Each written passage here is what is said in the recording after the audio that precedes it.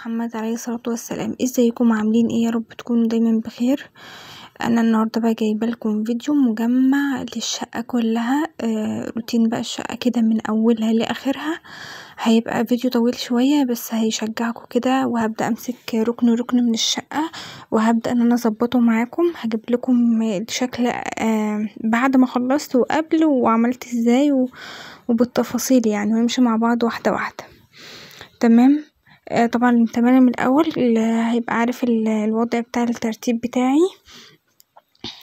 بس لو لسه جديدة بقى في القناة، اللايك بقى والاشتراك كده، وهنبدأ مع بعض كده. صلى على النبي عليه افضل الصلاة والسلام. احتسبي كل اعمالك دي عند ربنا، والمجهود اللي بتعمليه في الشقة احتسبيه كده عند ربنا اول حاجة كده، واستعيني بيه. اول حاجة كده زي ما انتوا شايفين كده، دي قبل اوضة النوم قبل ما هي تتعمل كان منظرها زي ما انتوا شايفينه كده. طب وانا بروقها كده ما تنسوش الصلاة على النبي عليه افضل الصلاة والسلام. وكنت عايزة اكلمكم كده في موضوع بسيط، ان اللي هو ايه، عن الألم النفسي.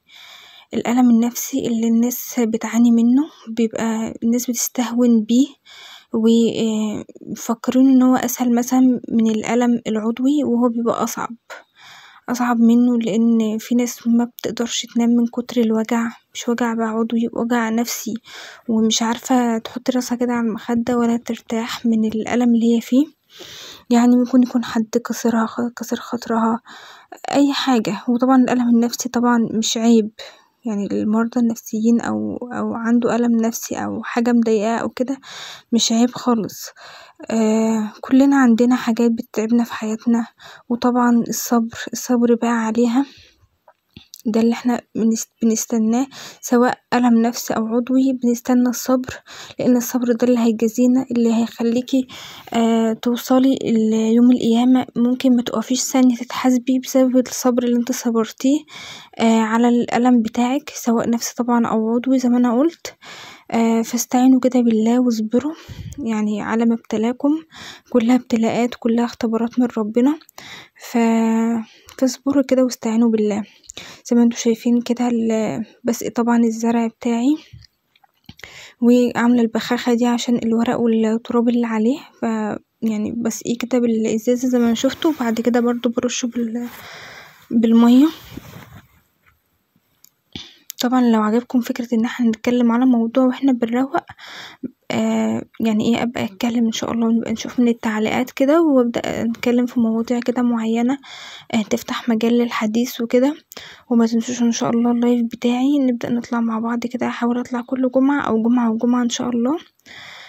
فتابعوا القناة كده عشان يوصل لكم كل جديد. انا طبعا ببدأ طبعا بالأوضة من البلكونة الاول، من جوه من بره لجوه عشان التراب. ببدأ طبعا سقيت الزرع ونفضت البلكونة، مسكت الشيش نفضته، مسكت البلكونة اللي هو الباب اللي جوه ده برضو نفضته. زي ما انتوا شايفين التسريحة، هفضي كل اللي عليها وارجع ان انا امسحها كويس.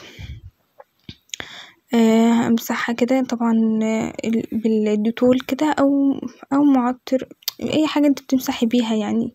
ست شوية مية وهدمة وخلاص وامسحي. المهم همسح بقى، وامسح التسريحة، وامسح الازاز، وامسح الخشب بتاع التسريحة. يعني ايه، مش هنخلي حاجة كده ايه الا لما تكون ايه ممسوحة ونضيفة. تمام. وعملت ايه تاني، هبدأ بقى طبعا بالسرير. هدخل بقى اشيل بقى الفرشة بتاعته، طبعا احطها في الغسالة على طول عشان ما تكومش الغسيل عندي، وارجع افرش بقى السرير، وافرش واحط الخدديات واظبطه كده على قد ما اقدر يعني. وطبعا بنفض السرير نفسه من التراب، اللي هي الحتة اللي فوق واللي قدام وكده. بمسك الحاجات دي كلها انفضها. وبرضه همسك بعد كده الكومودينو اللي جنبيه هنفضه، والدولاب الكبير برضه هيتنفض. مش هخلي حاجة كده ايه الا لما تتنفض من التراب. والكرسي برضه بتاع التسريحة هنفضه. ده الكومودينو مسكته طبعا، مسحته ونفضته، وحطيت كده البتوع دول، لان طبعا واخدة التاني حطه هناك. المهم، والدولاب برضه بتمسكي برضه تنفضيه من التراب. كل حاجة هنا معرضة للتراب، فكل لازم كده ايه تمشي ايدك على كله. الكرسي طبعا المواد بتاع الهدوم ده بشيل الهدوم اللي عليه وارجع انفضه وامسحه كده زي ما انتوا شايفين. والأرضية طبعا بشيل أي حاجة محتاجاها من الأرضية، يعني توك بقى موقعينها أي حاجة الأولاد موقعينها ولا أي حاجة برجع ان انا اشيلها وانفضها، قصدي اشيلها واعينها، يعني لو حاجة مهمة. حاجة مش مهمة بقى خلاص بقى بتتكنس، بمسك البلكونة اكنسها الأول والم التراب اللي فيها طبعا، وارجع اروق اكنس الأوضة. الباسكت بقى اللي في الأوضة بفضيه، طبعا لو الكيس متوسخ غيري الكيس، مش متوسخ تمام. عايزة تمسحي بعد كده الأوضة امسحيها، وانا فاكرة انا مسحتها ولا لأ، تقريبا مش فاكرة.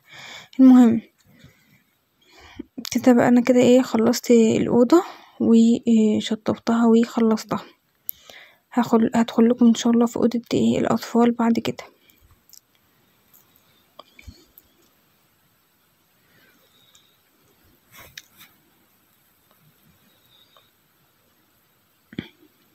كده بقى شايفين بقى منظر الأوضة، طبعا بسيبها بقى تتهوى كده فترة حلوة، وبعد كده برجع اقفلها. ندخل بقى في أوضة الأطفال. طبعا انا يعني بعمل الروتين ده او بعمل كل اوضة بالمنظر الجامد ده، او ان انا اغير بقى فرشة السرير وامسك الحتة من التراب ان انا انفضها واعمل العمايل دي مرة بس في الاسبوع، مرة في الاسبوع. اما ممكن امشي ايدي عليها كده، اللي هو التمشية العادية، اللي هو مثلا اظبط مثلا السرير، اشيل مثلا لو حاجة على التسريحة احطها مكانها، لو في هدوم على الكرسي بعلقها، بظبط الدولاب، بفتح البلكونة، بسقي الزرع. دي حاجات اسمها يومية. ماشي، لو في حاجة على الأرضية بشيلها، دي يومية.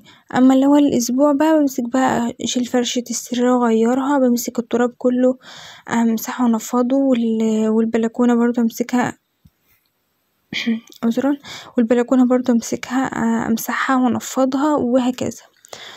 خلصنا بقى من دي.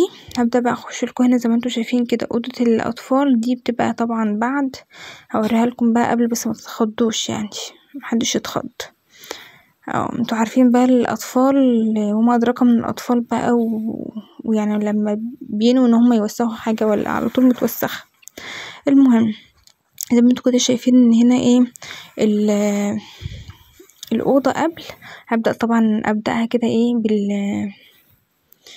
اللهم صل وسلم على سيدنا محمد. هبدأ طبعا أفتح الشباك أول حاجة طبعا للتهوية، وبعد كده برضو أمسكها من اليمين كده، ونمسك بقى واحدة واحدة وبالراحة، وكل حاجة بتتعمل كده بالصبر.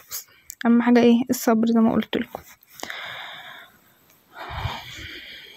ماشي، همسك بقى الشباك كده انفضه بقى كده من التراب، بمسك اللي هي المقشة دي حلوة كده للتراب، بمسكه بقى انفضه بقى تنفيضة حلوة كده، هو واللي هو السراوند بتاعته ده الاتنين، واقوم رايحة رده كده عشان الدبان بقى والحاجات دي ما تخشش.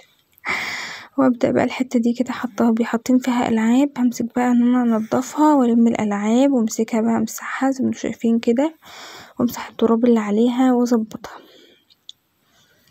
بعد كده ندخل على الدولاب، همسكه برضو امسحه من بره كويس.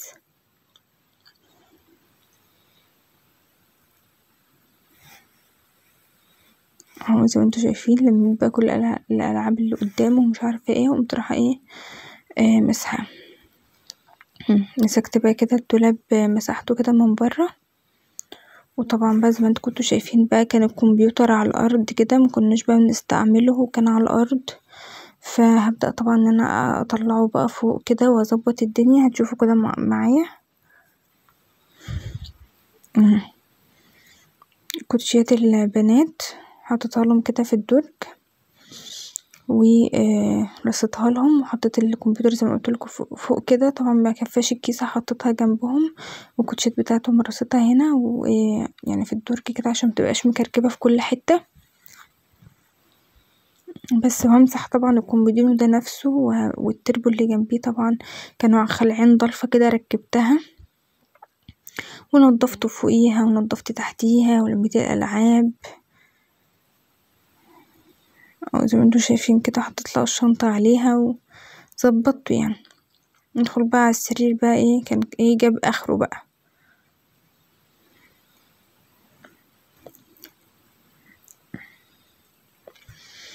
السرير بقى كان جاب اخره بقى، قلت بقى امسكه بقى ايه افضي كل اللي عليه، هفضي طبعا واغير بقى فرشة السرير واظبطه بقى تظبيطة حلوة. طبعا نزلت كل اللي عليه، همسكه بقى انفضه تنفيضة حلوة من التراب، واللي هو الوش بتاعه ده والبتاع واللي قدام واللي ورا وكل حاجة، او اعملكوا كده يعني ايه هو ايه اتعملت لوحدها. المهم فرشت بقى زي ما انتوا شايفين كده، جبتله بقى فرشة جديدة نضيفة يعني، وحطيتها هرصلهم الدباديب بتاعتهم على السرير، لان طبعا مش عارفة بقى مكان، هو بحطها لهم هنا وخلاص. ودي اللي كانوا بيتغطوا بيها، طبقتها كده بجنب. وطبعا حاطة التلاجة بتاعتي في الأوضة، فبمسكها بعملها الروتين بتاعها مع الأوضة، يعني روتين التلاجة خلاص هي في الأوضة فهي انتي بقى مع الأوضة يعني. بمسك بقى طبعا التلاجة بمسحها من برا وبفتحها بقى من جوا كده، أي أكل يعني موجود مش بيتاكل بايت، مش حاجة مش محتاجاها، لو عندي خضار وحاطاه في كيس كده بجيب مثلا طبق بقى اللي هو البلاستيك الصغنن ده، واقوم حاطه الخضار فيه واظبط كده التلاجة واعملها مثلا، يعني مش شرط بقى منظمات بقى وان اشتريها، في اطباق عندي كده صغننة بلاستيك وحاجات من دي بحط فيها الخضار واحطها في التلاجة، بتبقى الحاجة منظمة كده، وكمان ما بتبص اسرع، يعني لما تسيب الحاجة في كيس او تسيبيهم على بعضهم وكده بتبوظ اسرع. طبعا بمسك بقى المروحة اديها تنفيضة كده، طبعا ما بتتنفضش حلو الا لما تتمسك، افتح المسمار بتاعها، يعني افتح لها المسمار وافكها خالص، واقوم رايحة ايه مركباها كده، يعني تتشطب بقى تحت المية كده، دي احلى حاجة. المهم زي ما انتوا كنتوا شايفين بقى الأرضية كانت فظيعة، حطيت طبعا كل حاجة مكانها، كان البامبرز والعجلة ومش عارفة ايه، المهم شلت كل حاجة ومسكتها كنستها، الحاجة المهمة حطيتها في مكانها، الحاجة اللي هما محتاجينها يعني حطيتها في مكانها، الحاجة مش محتاجينها بقى خلاص قمت رايحة ايه كنسة ولما الزبالة يعني وكده وبس. يبقى انا كده خلصت بقى ايه الروتين بتاع أوضة الأطفال. هندخل بقى على ايه، ندخل على الانتريه. معلش فيديو طويل، بس طبعا جبتلكم بقى الشقة كلها بروتينها كلها، عشان طبعا لو حد ايه حابب يشجع ويقوم يعمل الشقة كلها بالايه بالمنظر ده، مش عايزة ياخدها واحدة واحدة، طبعا واحدة واحدة طول ما انت عايشة، بس مثلا لو في ظروف او طارئة او كده قومي بقى على الشقة كلها بقى، مثلا سايباها بقالك فترة قومي بقى عليها ايه كلها كده ايه اديها ايه وش نضافة. ندخل بقى على الانتريه. طبعا الانتريه المفروض يكون يعني مكان ضيوف، فمن المعقول يعني المفروض يعني هو يبقى مكان ضيوف ومقفول عليه وما يفتحش مثلا لو في الضيوف، او ان انت تخشي مثلا ايه تديله تنفيضة كده ايه من التراب، غير كده المفروض ان هو ايه مقفول عليه. ماشي. فهو يعني ده تقريبا ده كان منظره بعد تقريبا يعني، والله العظيم انا فاكرة. المهم بقولكوا ان هو المفروض يبقى مكان مقفول عليه، يتفتح بس ايه ساعة لما يجي بقى ايه ضيوف او كده، عشان ايه ما تضطريش او ما تستعجليش او تقومي تجري او مش عارفة ايه، يبقى انت عامله لهم مكان مخصص كده ايه جاهز. ده طبعا كان قبل كان طبعا عندي بنوتة كده حفصة عندها تقريبا يعني داخلة على السنتين اهي، ما مش مخليها للضيوف، هي مخليها ليها. فطبعا بحاول معاها، بس جاتلي بقى فكرة ان انا اشد الستارة عليه، هو طبعا مفتوح على الصالة ملوش باب يعني. فطبعا بدأت اشد الستارة، المهم بدأت تتعود الفترة دي الحمد لله ان هو بقى ايه مكان مش للعب او ان هي ما تخشش فيه. بمسك برضو زي ما انتوا شايفين كده في شباك بفتحه وبنفضه من التراب، حتى لو المكان بتاع الضيوف عندك مرتب مثلا مقفول عليه مفيش الاطفال ما بيخشوش او كده، برضو لازم تدخلي يعني ايه حتى لو يوم كده في الاسبوع تمسكي تنفضيه تهويه، بيبقى مليان بقى التراب ده بصي لو قفلتي كده لازم هيدخل تراب. فتمسكي بقى تنفضيه تنفيضة حلوة، وتمسحي مسحة حلوة كده من التراب والترابيزة بتاعته، وتشيكي عليه لو في حاجة واقعة على الارض، لو في مش عارفة ايه يعني ايه تديله ايه كده ايه يعني ايه تمشي ايدك عليه. المهم زي ما انتوا شايفين كده مسكته بقى، شلت اللي هو الشلتة دي وبمسكها طبعا، بحاول على قد ما اقدر ان انا ادخل صباعي كده في الحفر بتاعته دي. بس انا جايباله اللي هو بتاع الخشب ده، الرش بتاع الخشب ده. ما بين فترة والتانية كده بمسكه بقى ارشه كده، هو ده اللي بيدخل في الفتحات. همسك بقى انفض بقى الانتريه تنفيضة حلوة اللي هي المنفضة دي، وارجع ان انا افرشه تاني. وهكذا كل كرسي هعمل فيه نفس النظام. اشيل البتاع اللي هي الشلتة وانفض تحتيها، وحط هنا كرسي زيادة كده عندي برا والانتريه يعني يسيعه، فقمت رايحة انا حاطاه. فربنا يوسع على الجميع كده، والحمد لله والشكر لله، يعني غيرنا مش لاقي، فالحمد لله والشكر لله. بمسك الكرسي طبعا حاطاه، طبعا بنفضه وبمسحه وعملت الكرسي ده نفس النظام. عندك طقطقة بتمسكيها تمسحها من فوقها لتحتيها، تحت كده برضو بتبقى لما يعني تراب يعني وكده، امسكيها وامسحيها وامسحي الرخامة بتاعتها. يعني عندك زي ما قلتلك كده ديتول او ملمع او اي حاجة، خلي في ايدك امسحي اللي هي اللي هي يعني اللي هو الرخامة دي، او لو عندك ازاز، او على حسب الحاجة اللي عندك. ولو عندك بقى ورد برضو فيها امسكي كده يعني عندك ورد يعني في الانتريه اعمليه، عندك اي اكسسوار. طبعا الانتريه بيبقى فيه يعني بيبقى فيه الحاجات دي، فيعني مشي ايدك كده على كل حاجة كده عشان التراب، الفازة اللي مش عارفة كله كده مشي ايدك عليه. وحطينا برضو شنطة المعالق برضو مسكتها مسحتها، كل كرسي بمسكه اعمله زي ما انا قلتلكوا كده. طبعا لو الفرشة دي متوسخة اللي هي البيضة اللي انا فرشاها دي، بمسكها لمها وتتغسل بقى. لو مقبول لا مش متوسخة قوي، لا خلاص بقى بمسكها انفضها وارجع ان انا احطها تاني وخلاص. تمام كده. وعملت الكنبة زي ما انتوا شفتوا كده بنفس الطريقة، شلتهم ونفضتهم وعملتهم بنفس الطريقة. والترابيزة كده همسكها برضو اشيل اللي عليها كده والشاحن والدنيا دي، وامسكها زي ما انتوا شايفين كده بالديتول كده، ارش عليها وامسحها مسحة حلوة. وطبعا رجليها اللي تحت ومش عارفة وكده برضو تتمسك تتنضف وتتمسح عشان التراب. بس بقى كده انا خلصت الانتريه طبعا. بمسكه اكنسه طبعا، يعني هو ضيق، بس بشد الترابيزة كده لبره اكنس اللي هناك، وارجع يعني واعكس الترابيزة لغاية اما اكنس الارضية كلها زي ما انتوا شايفين كده. دخلتها جوه وكنست الناحية دي، ومن تحت برضو الكراسي وكله بمسك بقى اكنسها كلها بنفس النظام. طبعا الروتين المجمع ده كان روتين كله صيفي، عشان ما تستغربوش ان انا مش فرشة الفرشة او كده، فانا جمعتلكوا كده يعني روتيني في الصيف كله. ماشي. وهعمل لكم واحد زيه كده ان شاء الله، بس يا رب متزهقوش بس مني في فرش الشتوي في الشقة كلها. ماشي. انا كده يبقى انا خلصت الانتريه، اعمل لكم فاصل ما بين كل حاجة كده عشان ما تزهقوش. وهبدأ طبعا ادخل طبعا في الصالة، هبدأ بقى في روتين الصالة زي ما انا بجيب لكم كده قبل وبعد الاول. ده بعد ما انا خلصتها، يعني مش عارفه باخدكوا اول لما اجيبها لكم متروقه، وبقوم رايحه فجاه جايبها لكم متوسخه. بس عشان تعرفوا الواحد بيتعب قد كلنا بنتعب والله، فربنا يعين الكل بجد والله، ربنا يعين الجميع. المهم جايين نشجع هنا بعض، مش جايين نحبط بعض. دي حفصة بنتي اللي انا بقول لكم عليها ان هي زي ما انتوا شايفين كده الانتريه مفتوح على الصالة، فهي طبعا راحة جاية كده عليه.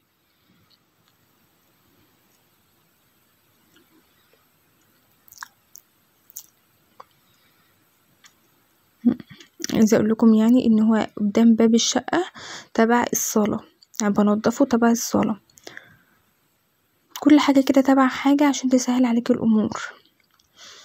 هبدأ كده، ده منظرها قبل ما تخضوش. فهبدأ طبعا من اليمين برضو ده منظرها قبل، معلش. المهم هبدأ برضو معاكم من اليمين واوريكم بس المنظر بقى كانت عامل ازاي، عشان تعرفوا ان انا اشتغلت برضو.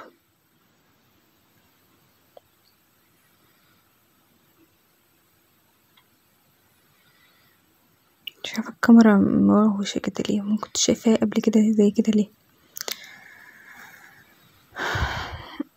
شوفوا ده الانتريه اهو مفتوح على الصالة ازاي، بس قفلت الستارة اللي هي اللي محطوطة في النص دي، والحمد لله تقبلت ان هو ايه حاجة معزولة يعني. الشقة وهي مفروشة غير برضو.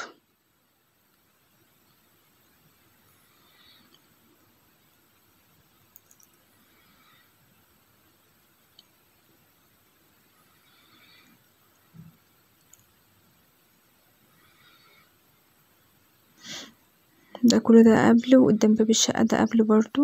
رجعنا انا اشيل بقى الشوزات دي كلها وامسكه برضو انفضه واكنسه واظبطه يعني.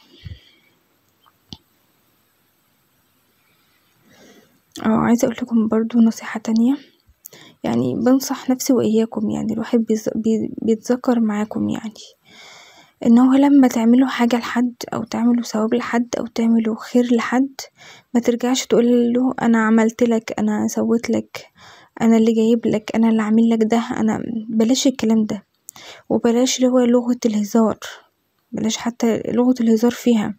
لازم تراعوا مشاعر بعض، يعني ما تبقاش انت عملت لحد الحاجة دي وترجع مثلا تقول له ايه يعني مين اللي عمل لك الحاجة دي، مين اللي جاب لك ده، مين اللي معرفش ايه، حتى لو بهزار. الحاجات دي بتأثر في النفسية بجد، وبتضيع ثواب اللي انت عملته. انت خلاص كتر خيرك عملت الحاجة او جبتله الحاجة او ظبطتله الحاجة دي، ترجع ان انت تقعد تقوله اصل انا اللي جبتها لك وانا اللي عملتها لك. طب ليه؟ انت كده بتضيع الثواب، فكرك ان هو خلاص هيفتكرها لك، خلاص دي اتمحت. انت ولا اكنك جبت حاجة ولا اكنك عملت حاجة، انت خلاص كده محيتها، محيت ثوابها من عند ربنا، والله اعلم يعني، بس ومحيت ثوابها عنده، يعني هو مش هيفتكرها لك. انت واحد خلاص جبت له حاجة او عملت له حاجة، بس انت في الاخر رجعت زلته بيها.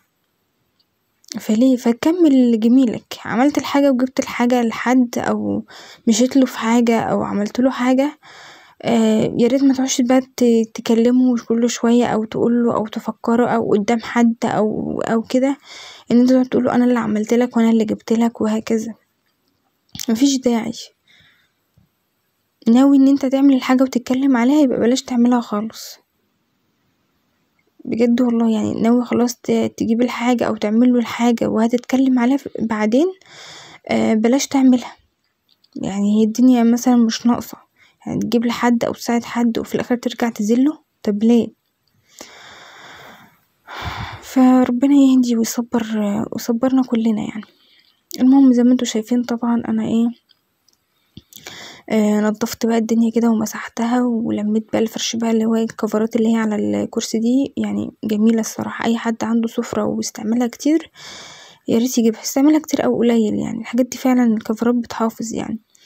فبلمها كده زي ما انتوا عارفين كده اسبوعيا، كل اسبوع لازم تتلم كده وتتغسل. وبمسك الكراسي طبعا امسحها مكانها، على فكرة بيبقى فيه تراب تحتيها برضو، هي ممكن تحافظ على احنا بناكل هنا وكده، ممكن تحافظ مثلا لو اكل وقع او تحافظ على الحاجات دي، بس طبعا مش بتمنع التراب. فبضطر طبعا ان انا برضو اشيلهم وارجع امسح، انفضهم تنفيضة حلوة وامسح تاني من التراب. والنيش برضو امسحه من بره، والازاز طبعا العلبة معديين ماشيين كده بتلاقي يتلزقوا في الازاز كده، برضو على طول كده بمسكه، بالذات يعني مستواهم، يعني الحتة اللي قادرين يوصلوا لها يعني. فبمسكها امسحها وامسح طبعا، امسك بقى الارضية اكنسها، ومع قدام باب الشقة برضو الم الشوزات برضو على جنب كده واكنسها.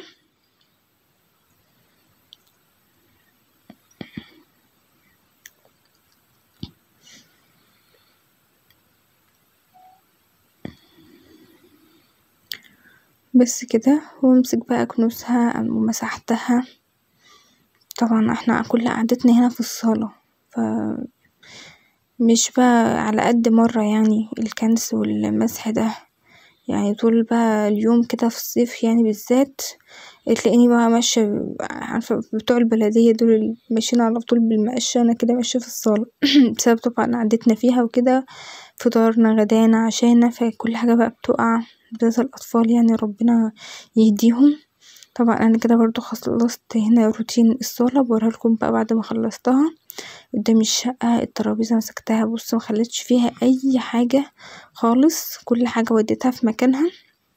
طبعا حاولي وانتي بتنضفي، انا خلاص بنضف الصالة اهو، ما تروحيش تكركبي بقى المطبخ، يعني ما تاخديش مثلا الازايز مثلا، او لميتي الازايز في الشقة او مش عارفة ايه، تروحي تخشي المطبخ تقومي رميها في كل حتة كده، ورمية المواعين ورمية الحتت ورمية ماشية ترمي كده ايه في المطبخ، يعني تلاقيكي ايه في الاخر بهدلت المطبخ بهدلة دي، وخشي تحسي انت يغمى عليكي. لا عودي نفسك، انا بدأت خلاص في الصالة، لا الحاجة مثلا هاخد الازاز احطها في مكان الازايز، حتى لو المطبخ متوسخ ولسه ما اتعملش، بس مش لازم تطينيه اكتر ما هو كده، استغفر الله العظيم يعني يا رب. فالمهم فبقول لكم بتنضفوا حاجة يعني نضفيها هي بس، مش لازم تكركبي حتة تانية، مش بنظام كده عشان تبقي مرتاحة لما تخشي الحتة التانية وما تيجي تروقيه. ماشي. طبعا هدخل لكم طبعا على الحمام اهو، هو فضل الحمام والمطبخ فمحدش يستعجل، فاستنوني معلش كده للاخر عشان تشوفوا انا عملت ايه بقى في الحمام كده، وخليته يلمع كده وبربرق، اللماع ده اصلا من الفلتر بس هو برضو بيلمع. المهم فخليكوا كده معايا للاخر عشان برضو اوريكم روتيناتي في المطبخ والتركات اللي انا بعملها في الحمام والمطبخ وكده. ماشي. واسفه بجد على الاطاله، بس يعني حبيت ان انا اعمل لكم فيديو كده لكل الشقه ايه مع بعض. هبدأ طبعا في الحمام بعمل ايه، طبعا حاجات كده عاملاها في الحمام، ان انا طبعا ادخل الحمام بمعداتك كلها، ما تخليش تضطري ان انت تطلعي برا الحمام بعد ما دخلتي، انت خلاص نويتي تدخلي وتغسلي الحمام، يعني ما تطلعيش برا لما يكون مغسول، لان برضو انتي طبعا هتوقعي ميه في على ارضية الحمام وانتي بتعملي، انتي بتغسلي يعني، فلما تيجي تطلعي اللهم صل وسلم على سيدنا محمد، فلما تيجي تطلعي ما تعمليش طينه بقى من جوه لبره والموال ده، ابدأي كده كل حاجتك اللي بره اللي جوه لخصيها كده وابدأي اشتغلي على طول، اللي هي زي ايه، زي اللي انا مثلا بلم الفوط بتاعة الحمام كلها عشان تتغسل، هو روتين بقى ونبقى تنضفي بقى الحمام كويس، تلمي الفوط اللي فيه عشان تتغسل تحطيها على طول كده في الغسالة، عندك تجيبي بقى صابونك ومعداتك سلكك، الشنطة اللي هتحطي فيها كل اي حاجة اللي هي المخلفات بتاعة الحمام، بتجيبي شنطة كده اللي انت هتحطي فيها الحاجات، زي ما انتوا شايفين كنت في الاول كنت معلقاها على الباب، هنا طبعا الليفه دي بقول لكم ان انا فاتحاها كده، فكره حلوه قوي، فاتحاها من الجنب كده، بحط فيها الصابون ايه اللي هو المتبقي بواقي الصابون، يعني بيعمل ريحه حلوه ورغوه كده، وسايبها على الحوض، سيبها على الحوض كده كل ما انت داخله وطالعه، لو لقيتي الحوض خلاص جاب اخره اديله إيه لفه كده، اديله غسله كده ايه حلو، ده طبعا على طول احنا ايه على طول ايدينا فيه وبنغسل ايدينا فيه وكده، بتعرض اكتر حاجة.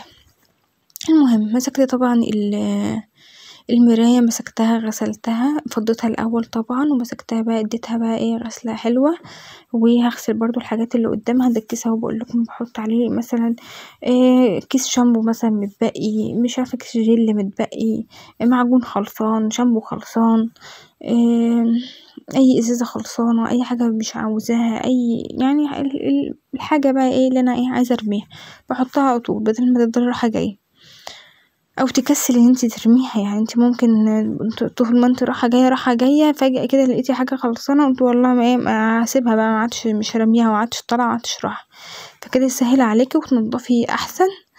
المهم دخلنا طبعا في الصابونه، هشيل طبعا الصابونه الكبيره وامسك بقى الصابون الصغنن ده احطه فين في الليفه، بقولكوا بقى بتعمل ريحه حلوه وبتعملي الحوض كده، وبتعمل بقى رغوه حلوه كده، ما بتحتاجيش ان انتي تروحي طبعا تحطي حبه بريلا او تحطي حاجه عليها. همسك طبعا اللي هو الصبونه دي امسكها اغسلها غسله حلوه، وحواليها بقى ومن تحتيها، واللي هو الخرم ده اللي هو بيبقى فيه عشان يصفي الميه برضو كله ايه يتمسك بقى يتغسل غسله حلوه يعني. بدأت اهبط والله من الفيديو، الله يكون في عونكم. المهم طبعا كل حاجة بنفس الطريقة، هبدأ بقى امسك بقى الحوض بالحنفية، مسكته بقى غسلته ودعكته دعكة حلوة، وارجع بقى ان انا اشطفه زي ما انتوا شايفين كده، لا والله بيلمع من غير بتاع فلتر، يعني هو كان في الاول فلتر فعلا، بس دلوقتي هو بيلمع من غير فلتر، لان طبعا السر سلكة المواعين اعملي بها الحنفية، تمسكيها دعاك الحنفية دعكة ايه حلوة كده بالسلكة بتاعة المواعين بالذات يعني، بلاش الليفة دي ان انا ايه بقولكوا كده ايه يوميا يعني بمشي ايديا بقى ايه في الحوض كده. اما الحنفيات بالذات كده السلكة بترجع لهم اللمعة بتاعتهم كده وبيرجعوا ايه نضاف. مسكت طبعا ده زي ما انتوا شايفين كده برضو زي ما قلتلكم كده بالليفة كده، ومسكته بقى غسلة حلوة، وطبعا شطفته برضو.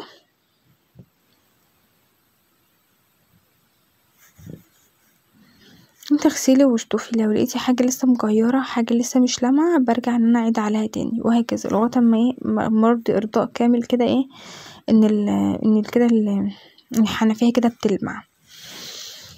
وطبعا الصبانة اللي هي كانت بتاعت اللي هو البانيو كده مسكتها برضو، فضيت الحاجات اللي كانت عليها، الحاجات اللي كانت عايزة تترمى رميتها، الحاجات اللي كانت عايزة تتعان عنتها وغسلتها. ومسكت الشباك بمسكه بقى ايه ادعكه يعني اعمله عليه مية يعني مش عارفة اللي هو ارش يعني كده، ومن الحشرات بقى اللي عليه او تراب او مش عارفة ايه كله بقى ايه، وبنضف اللي هي البتاع اللي بالجنب دي اللي بحط فيها الحاجات وبمسحها كويس. وبرجع بقى طبعا ده كده اللي فوق وبعد كده برجع بقى اعمل بقى البانيو، بفضي الحاجات اللي عليه وامسكه بقى اغسله غسله تمام، وارجع اشطفه من بره بقى ومن جوه بقى. زي ما انا قلتلكم كده انصحكم محدش يعمل اللي هو البانيو المعلق ده نهائي يعني طبعا بيتراكم تحتيه ده، عشان يتنضف تحتيه لازم مسامير تتفك وتفك كله قطع يعني شغل واحد ما يقدرش عليه يعني دوب الواحد بيعمله كده.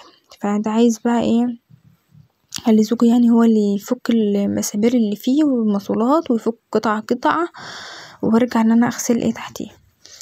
المهم بمسك برضو اللي هو التويلت بمسك بقى اغسله ومن جوه ومن بره كله بالسلكة، يعني مش بعترف باللي هي الفرشة بتاعة الحمام او كده. المهم عادي ما يعيبش يعني اعملي باي حاجة، والمهم تبقى انتي اللي مرتاحة نفسيا، انتي اللي عايشة في شقتك وانتي اللي ادرى بيها يعني، انتي اللي ادرى بشقتك فانتي اللي عايشة فيها فاعملي اللي يريحك فيها. والارضية طبعا نرجع ان احنا نفضيها كلها وامسكها بقى اشطفها بالمية الاول، تشيلي اي حاجة وحشة عليها وحطي بقى عليها صابونك، وامسكي بقى بالفرشة اللي هي بتاع اليدوية دي بلاطة كده ما بين البلاطات وبعضها تغسليها، وتمسكيه بقى تمسحيه وتنشفيه تنشيفة حلوة، وممكن تسيبيه يتهوى كمان شوية كده عشان يترطب وكمان ينشف حلو. وترجعي بقى طبعا نحط الفوط بقى ايه الجديدة، مش جديدة قصدي نضيفة يعني خلاص بدلت الفوط، بحط بقى فوط تانية نضيفة عشان تبقى كده سايبة ايه الحمام بتاعك جاهز بقى للاستعمال. تمام كده انا خلصت الحمام، هنخش بقى ايه في روتين المطبخ. روتين الحمام زي ما بقولكم الحاجات اللي بتستعمليها اكتر خلي ايدك فيها، يعني مثلا الحوض خلي اللي هو ايه اللي هي الليفة زي ما قلتلكوا كده يعني ايه على الحنفية كده تبقى تخشي ايه تمشي ايدك عليها.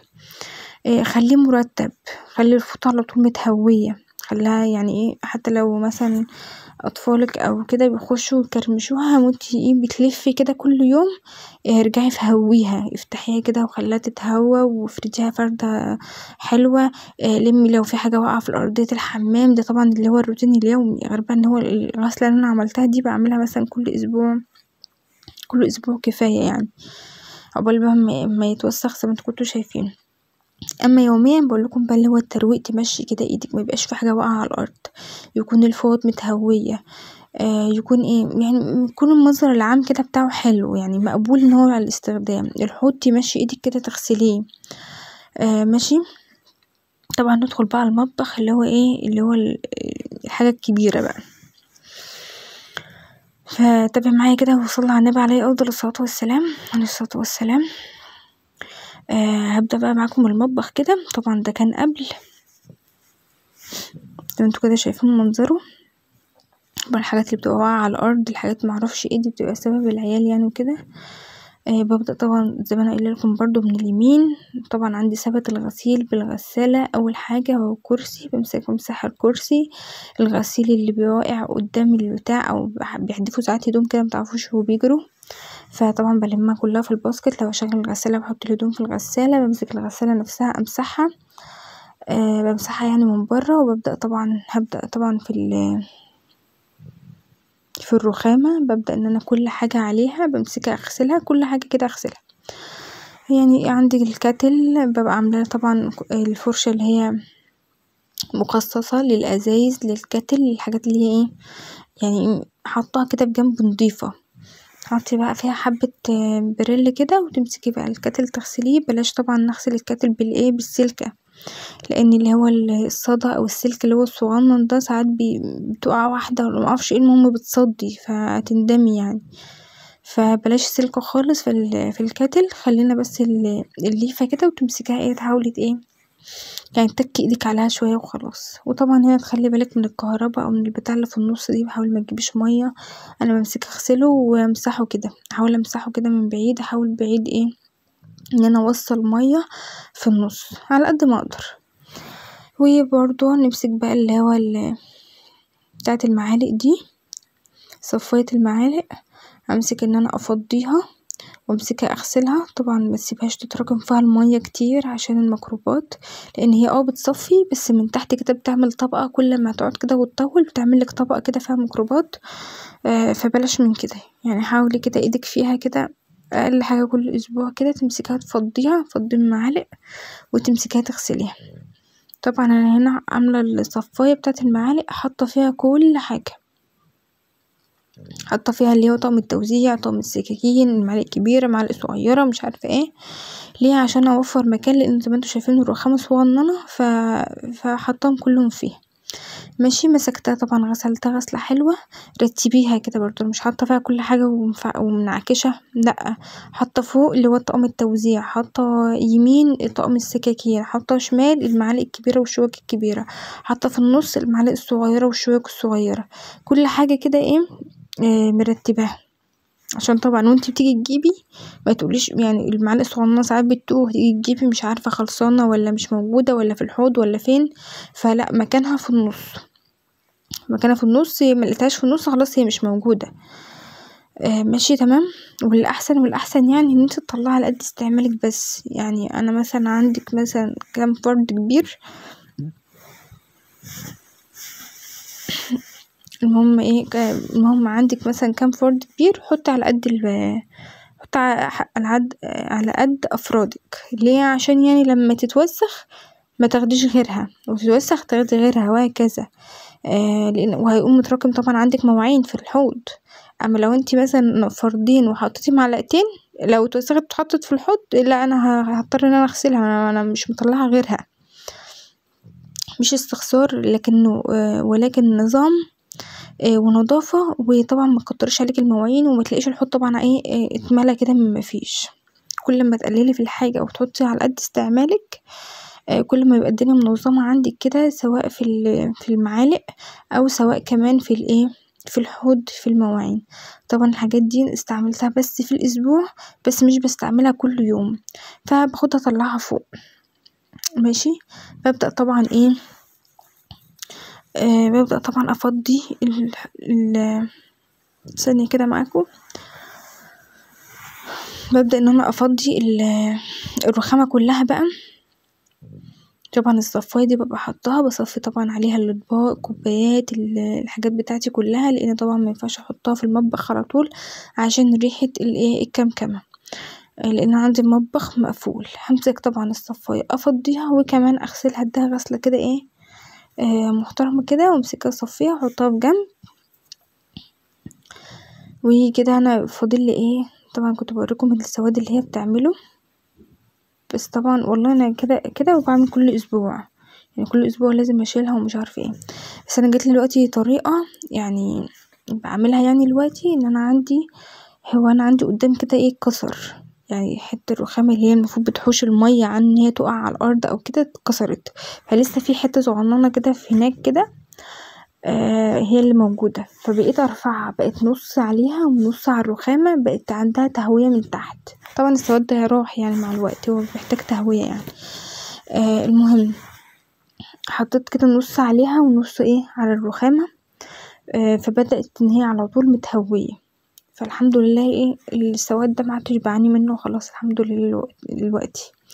طبعا انا لما غسلتها طبعا نشفتها طبعا الاول كويس، وبعدين ارجع بقى ان انا احط كل الحاجات اللي انا طبعا شلتها، ارجع ان انا احطها.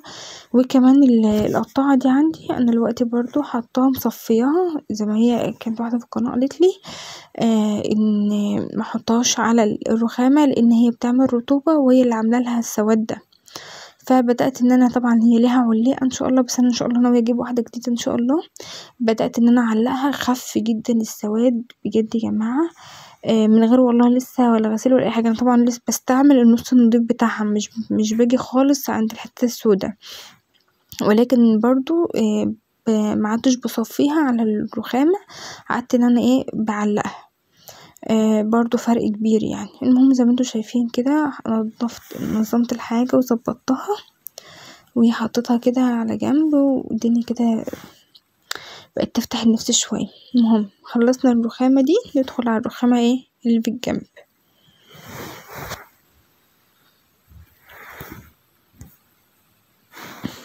ندخل بقى على الرخامة اللي في الجنب برضو، افضيها واشيل الحلة عندي البهارات، مكان البهارات هنا.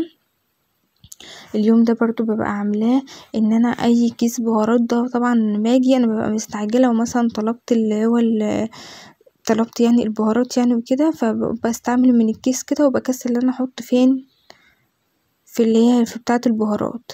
فاليوم ده لا بحط كل البهارات في العلب بتاعتها، بمسكهم اقفلهم قفلة كويسة وارجع بقى ان انا اغسلهم،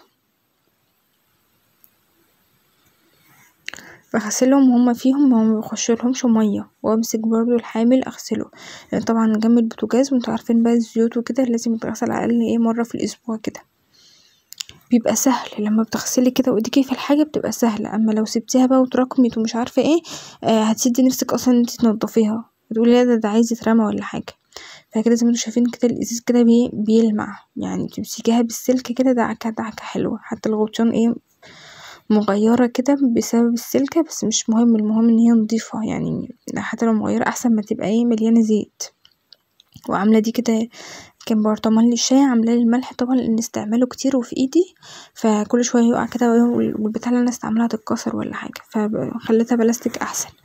وبتمسك تحتيها بقى كده اغسلها غسلة نضيفة اللي هي الرخام اللي كانت تحتيهم، وبرجع ان انا انشفها وارجع ان انا احطهم، ونبدأ نخش في الحوض.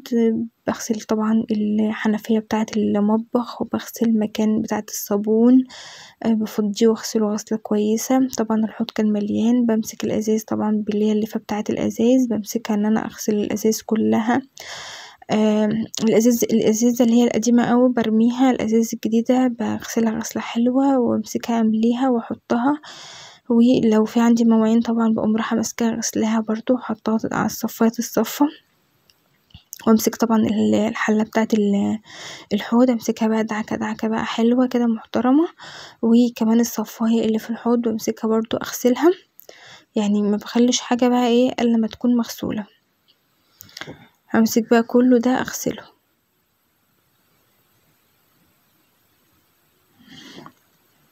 تحت بتاعة الصابون دي بتتغسل وهكذا.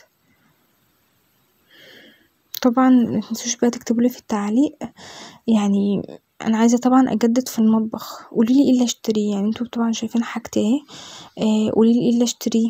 كمثلا انا بقدم طبعا غير الروتين ان انا بقدم اصلا محتوى طبخ يعني الاتنين، فانتوا شايفين كده اجيب ايه مثلا ينفعني يبقى حلو مثلا كده، او يغير من شكل المطبخ او يغير من شكل الشقة. لو في اي حاجة جديدة كده عاوزين ان انا اشتريها او اجدد المطبخ بيها ياريت تقولولي بجد يعني. المهم انا بقول لكم يعني انا مسكتهم غسلتهم طبعا غسله حلوه، ومسكتهم مليتهم وحطيتهم في جنب زي ما انتوا شايفين، ومسكت الحوض غسلته. طبعا هبدا ادخل على البوتاجاز، ما تخضوش. الحوض لازم غسيل يوميا مع المواعين، الحوض يتغسل كل يوم مع المواعين، خلصتي المواعين اغسلي الحوض، خلصتي المواعين اغسلي الحوض عشان ميصديش ويتعبك. هو كده على طول الحوض كده يعتبر كده من المواعين، يعتبريه حلة من المواعين، خلصي وقومي غسلها على طول عشان يفضل نضيف.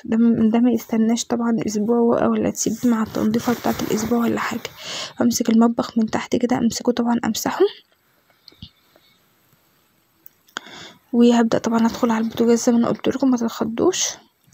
همسكه طبعا بشيل الحوامل وبشيل اللي هي العيون بتاعته وبشيل كل حاجة من عليه. ببدأ اشيل مثلا اللي هي المخلفات بقى اللي هي الرز الشعرية الحاجات اللي واقعة مش عارفة ايه، طبعا دي الفوط دي كلها بتاعة المطبخ وبتاعة الشقة يعني اللي بنفض بيها بمسح بيها طول الاسبوع. طول الاسبوع طبعا بنفض وامسح مش عارفة ايه وامسك بيها والحلل واعمل بيها وامسح معرفش ايه. ده اليوم بقى بتاع الفوط. بخلص المطبخ من هنا وامسك الفوط ايه اديها ايه غسلة، بحطهم في الغسالة او ساعات انقعهم كده في طبق واقوم شطفهم على ايدي. ماشي زي ما انتوا شايفين كده. اول حاجة بشيل كل الحوامل والعيون وكل حاجة، وبشيل الرز والحاجات بقى اللي واقعة كده من الاكل، وبرجع اديله غسلة بقى ايه زي ما انتوا شفتوها كده، وارجع بقى ان انا ايه امسحه وانضفه مسحة حلوة. امسك بقى الحوامل والشعل والدنيا دي لازم ايه تديها ايه غسلة، حتى لو مش قوي لو مش متكية او مفيش بتاع، بس ايدك على طول فيه عشان الزيوت والحاجات دي متتراكمش، تيجي بقى عايزة تنظيفة جامدة او عالية تبقى صعبة عليكي. ماشي. طبعا البلكونة في المطبخ، فطبعا مع روتين المطبخ السور بقى بيتنفض، اللي هو الترابزين اللي تحتيه ده بيتنفض، الباب بتاع البلكونة بيتنفض، الباب اللي جوه بتاع البلكونة برضو بيتنفض، كل حاجة بقى تمسكيها تنفضيها تنفيضة حلوة.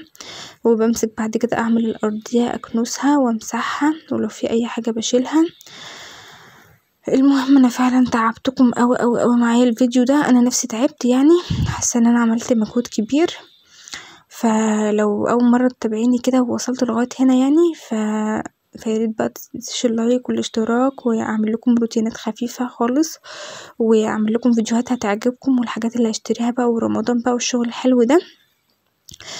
فتابعوني. واخر بقى الكلام هقول لكم ايه، سبحان الله وبحمده، اشهد ان لا اله الا انت، استغفرك واتوب اليك، والسلام عليكم ورحمة الله وبركاته.